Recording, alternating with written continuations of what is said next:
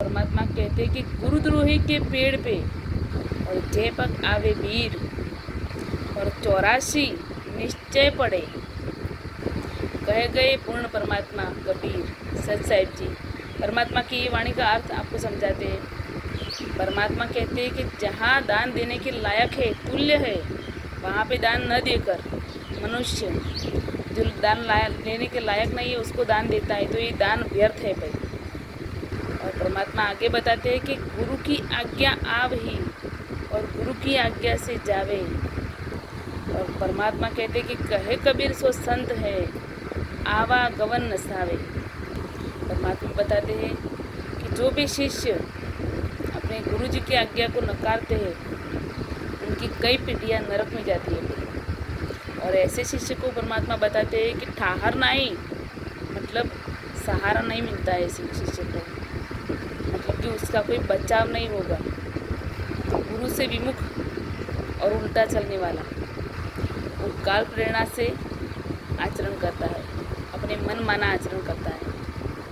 और काल ब्रह्म उनके मन में सब विपरीत विचार रखते हैं। और परमात्मा आगे गुरुद्रोही पे बताते हैं, संजय दिल्ली वाले भाई साहब है उनके नाम पर, कि जैसे जिस ज्ञान के अधूरे गांठ के पूरे ने काल प्रेरित से ने संजय दिल्ली वालों को जमीन दी है, यह बात का प्रत्यक्ष उदाहरण है। परमात्मा ऐसे बताते हैं सच साहिब जी। और परमात्मा आगे बताते हैं कि जब दास अपना नाम लेके बताते हैं कि रामपाल जी को पता चला कि संजय साकट को अपने गांव में एक भक्त ने 1 एकड़ ज़मीन दान की है, तो परमात्मा ने अपने सेवादारों से कहा कि उस भक्त से संपर्क करो और उसे समझाओ। तो भक्तों ने उससे संपर्क किया और मेरे को बताया, परमात्मा ने बोला है कि वो ये कह रहा है कि गुरु जी से मेरी फ़ोन पे बात करवाओ।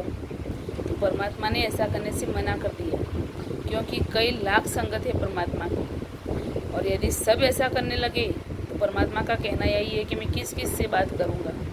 और परमात्मा को सिर्फ 5 मिनट ही मिलता था जलता में बात करने के लिए, और परमात्मा ने उसी समय समझ लिया था कि ये ज्ञान में कच्चे हैं।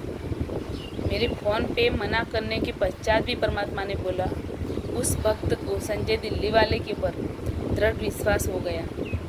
फिर परमात्मा के कमेटी वाले जानबूझ के बात कराना नहीं चाहते कि कहीं गुरु जी को कमेटी वालों की गलती का पता न लग जाए।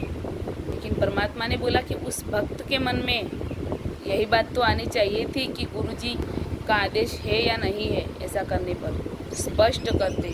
और ऐसे कहीं भी रास्ते हैं, परमात्मा ने बोला। परमात्मा कहते हैं कि मेरे परिवार से पूछ लेते, मेरे परिवार वाले मुझे हफ्ते में 2 बार मिलने के लिए आते थे।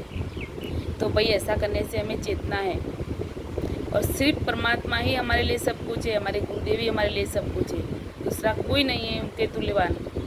तो हमें परमात्मा के चरणों में ही रहना चाहिए। सच साहिब जी समझो परमात्मा के ज्ञान को। सच साहिब जय हो बंदी छोड़ की।